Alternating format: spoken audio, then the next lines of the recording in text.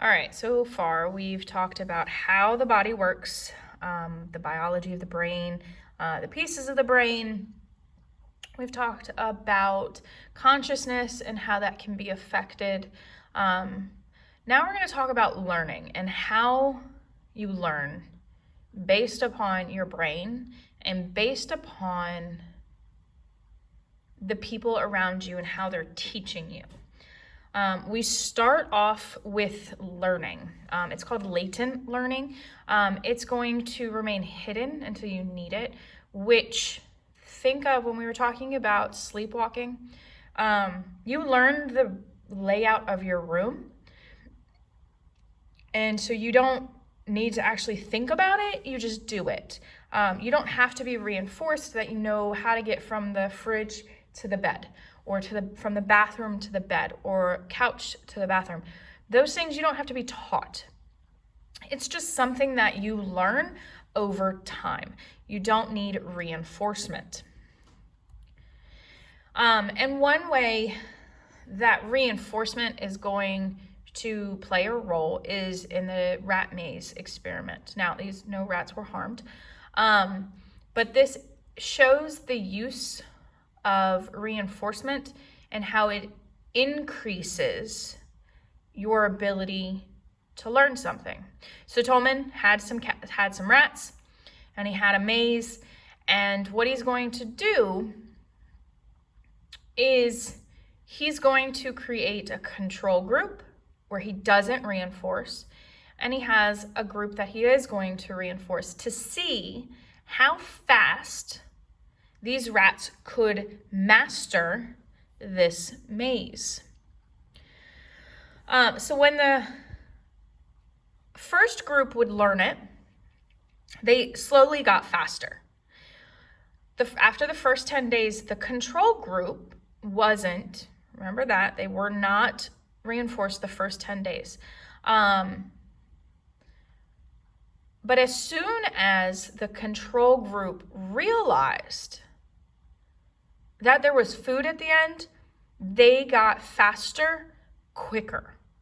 So maybe the first reinforcement group was given, it took them 30 seconds to get from start to finish at day 5. And that was the fastest it could be done. Well, the control group, who on the 11th day got the food at the end, would get to 30 seconds within 24 hours versus 5 days. So the rats realized they go faster, they get food faster. That's learning at its basic understanding. Tolman understood that the knowledge that we have does not get applied until we have a reason to apply it. So let's think about that. You know how to get from the couch to the bathroom. You don't have to get there fast until you have the reinforcement of no longer having to use the bathroom. That is an example of a reinforcement. It doesn't have to be food. Reinforcement could be taking away something negative. You also have observational learning. Observational learning is literally just watching. Watching how somebody drives, watching how somebody cooks.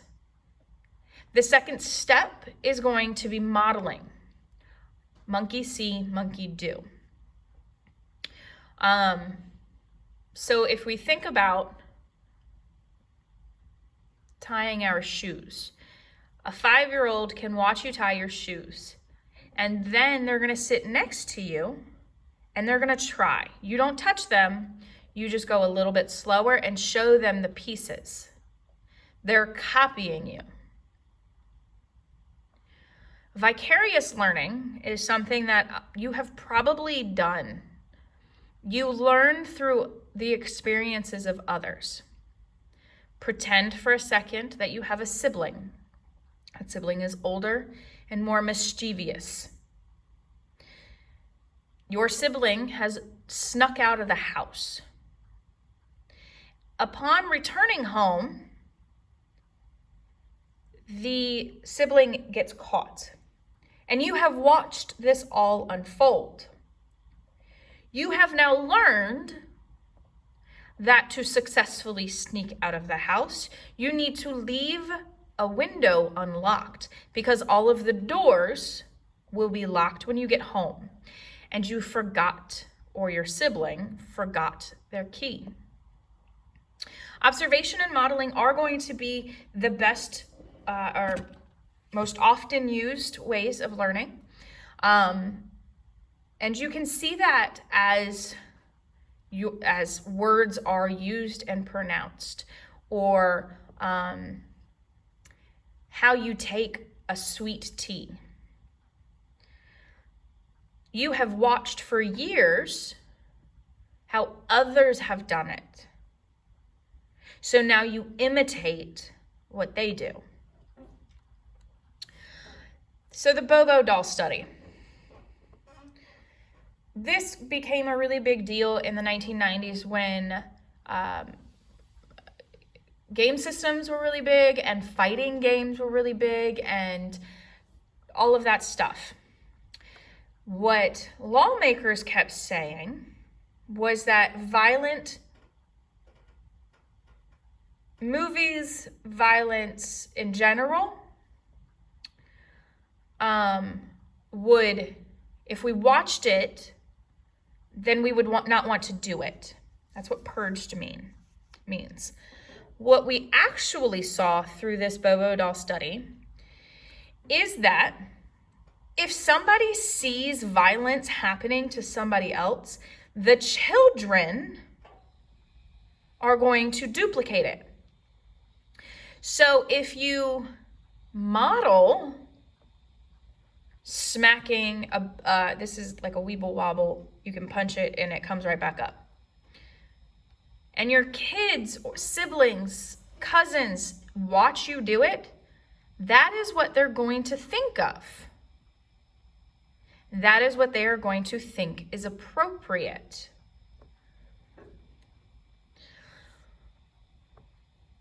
What was revealed was that kids that saw the violence would do violence. Kids not seeing the violence would play with the doll normally. And a correlation that was also made from this was that a son will emulate his father's actions towards the mother. And the same for little girls. Those roles would be duplicated in the children, which has enhanced some lawmakers' ideals. And it brings into the idea of media violence. How much is too much?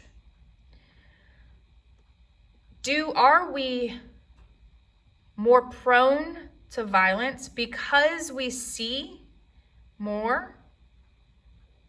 And there is the idea that 2 to 4 hours of TV, of unsupervised TV, leads to a child seeing 8,000 murders and 10,000 acts of violence before they finish elementary school. So before the age of 10, according to this study, you have seen 8,000 murders and 10,000 acts of violence. Now, this number could have increased over the last few years. But that also begs the question of, because we actually live in a pretty peaceful time comparatively to other time periods, what role does the media have in teaching us what is right, what is okay, and what are we desensitized to? So within the media, The media shows the eye catchers. So the aggression, the violence, it pulls you in. So it desensitizes you to what actually happens and allows children who turn into adults to believe that violence is okay in real life. So how do we change that in the classroom? There are a couple ways to do that, and there are a couple theories behind it. First, you can ignore the disruptive behavior, and that should extinguish or stop the bad behavior. Bad behavior has always been a cry for attention. The question is, that child who is speaking out of turn, making inappropriate jokes, how do you stop or get them to control their behaviors enough that they stop making those jokes? So you can ignore the behavior. You can reinforce the good behavior of other students.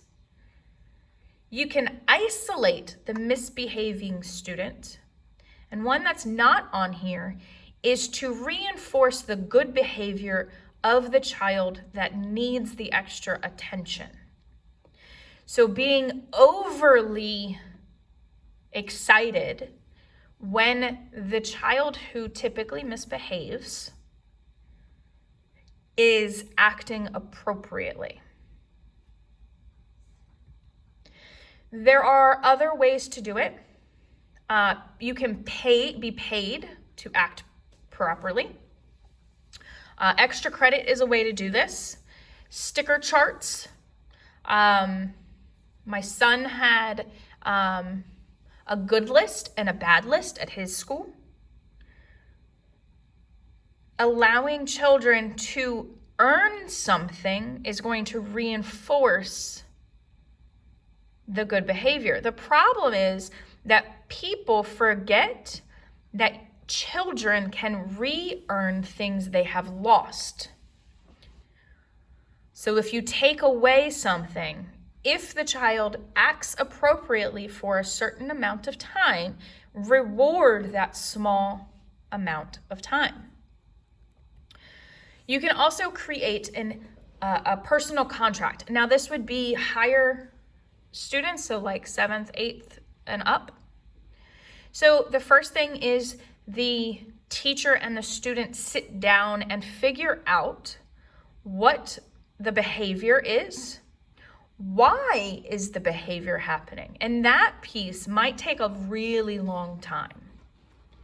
So even if you can't figure out the why the first sit down, at least IDing the problem, and then IDing, so the second, IDing the appropriate behavior and starting small. So child A always stands up in the middle of class to disrupt other students. So I've ID'd the problem. Setting the goal would be child A stays in their seat while instruction is going on. And then where is the reward and or punishment? The reward being, if child A stays in their seat during instruction, every day they will get extra time at recess, a piece of candy, a sticker. If student A, child A, cannot sit in his seat or their seat for the instruction, this punishment will be applied. These are also if-then statements. And they can be applied to any situation at any stage of life.